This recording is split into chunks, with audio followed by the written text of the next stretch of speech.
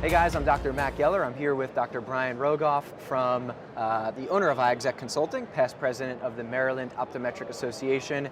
Let's have some fun, man. Yeah. I remember in optometry school, I think it was one of my professors talked about that he had $1 million practice. And I remember my eyes were like deer in headlights. I was so excited that this was possible. And then, being out in private practice and seeing it for real, it was really interesting to see the practices that struggled to get to that gross revenue mark and those who, once they got past it, just were able to, flow into that naturally. So, you do lots of consulting, you talk with lots of friends. What separates kind of that $1 million practice from a non-$1 million practice? So $1 million is always that number you want to strive for. It's that magic number that where you take, yes, $1 million. But I always tell people, be careful of the $1 million revenue mark and see what you're netting. So that's the first thing always, because you can have $1 million practice, have $1 million of expenses, and you're not making any money. Zero. So we always like to talk revenue. There's different ways to get to that revenue. The one thing that I always see, a lot of people will shoot to the medical model first. Yep. And they feel that's where things are supposed to go, that's where they're going to get the most money out of things. It also actually requires the most capital. So even though you might be increasing those your revenue, yep, your capital expenses for that might be going up as well. So it hurts the cash flow. It hurts cash flow, it all in the bottom line.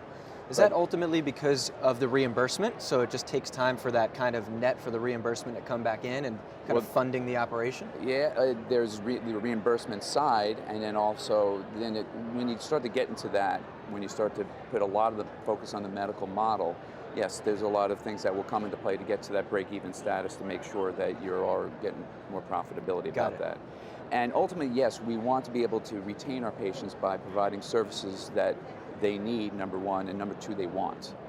So it's really that focus, and as you start to creep up there, you start to know your patients more, you start to know your market more, and then that's when you start to see more of your revenue moving up. And how to retain those patients is really the key. Yep. Because it's easy to bring back that patient and be able to provide services and products that they're going to want more because they've already had that experience with you. So they're coming back for a reason. So it's really on that patient retention where I always see that should be a focus if you want to start to really increase your revenues. So we've got definitely choosing your modalities correctly, and retaining patients is critical here rather than acquiring new ones all the time. Is there kind of a mindset in the mind of most docs that get them to have better nets, better grosses at the end of the day? Or is it more of just they got lucky, or it's they're in a good market, or is it something inner, something deeper in them? I think it's all three. I mean, your market and where you're located certainly dictates on who's going to be coming into your practice versus your competition, what you have to worry about.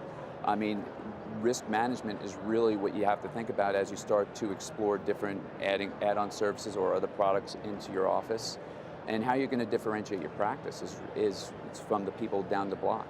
And of course, the whole retail side that you also want to be able to compete. How am I going to be able to compete on price? It's really adding service. Should I be working on my supply chain a little bit more to offer more value to my patients? Got it. When you get to higher numbers when it comes to gross, right? Regardless of what the net is, when it comes to managing more money, so to say, there's more capital in the system of the practice. Do you need to be more financially savvy or have a higher financial IQ? And the practices that are doing that, do you see that docs have kind of taken time on the side to step away from clinical care for a moment and learn some of those business lessons? I think it's not necessarily the number on the revenue side that's really separating that. I think it's a matter of how busy the doctor is. And if the doctor is able to reach those revenues but not have as much volume, they might be more hands-on than they would be if they had to do it with a lot more patients coming in or having a lot of different other services and products in the office. So I don't necessarily think it's a number where I start seeing that. Got it. But they are hiring office managers when they get too busy to be actually the office manager and the doctor. Got it. So, say new graduate coming in and, they're opening cold. Maybe they're working for someone now, but they're starting to learn the finances side. They want to open a practice and, get to that number we talked about. What are the main things that they should start to learn from what business concepts there? Is it financial management around the income statement, balance sheet, cash flow?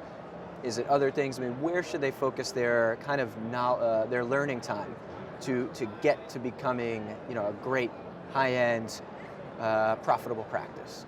So all those things you mentioned, you really should be understanding. So accounting is the first thing. Yep. And in accounting, there's different types of accounting. So big businesses, big retail, what we see, they use financial accounting. But what I encounter a lot is a lot of people use tax accounting. Things that our accountants let us know, we can write this off, we can write that off. That has nothing to do with the operations of the actual business. I see. So that leads to a lot of a pitfall of now they don't have the cash flow to keep the lights on. They don't see where their accounts receivable are coming from different insurances. They might be paying later than they have to pay their employees. And now those are the biggest pitfalls. So knowing your accounting is key. But then also knowing the market and really understanding what your patients want, what they're coming in for, and the needs of those patients. Because that's what's going to be driving the revenue into the practice. I see. Do you see that most docs kind of outsource those things? Do they do them internally themselves? Usually people, a lot of docs will do the accounting to some bookkeeper or to their CPA. But as far as, when it comes to marketing, a lot of us think that we know what the patient wants already. So we tend to kind of keep that a little bit more, I've seen it internalized, but I'm not a master marketer. There are a lot of people that do that much better than I do. And if I want to drive those patients in, and the right patients that I want to drive in, I leave it up to experts like that. I see. What do you see as kind of, you spoke a lot about patient wants. 2018, what do you think patients are kind of hot on right now? What are they into? What do they want? It depends on area, but... It depends on area, but I think that the biggest thing is efficiencies. We all want to be in and out. We don't want to be standing on lines. We don't want to be waiting for this. We don't want to have to fill out this form. It's really the efficiencies so they can get on with their lives. So speed too. Speed, accuracy, and of course reliability, and going to a good doctor and knowing that they're going to be able to get good products or good services from there.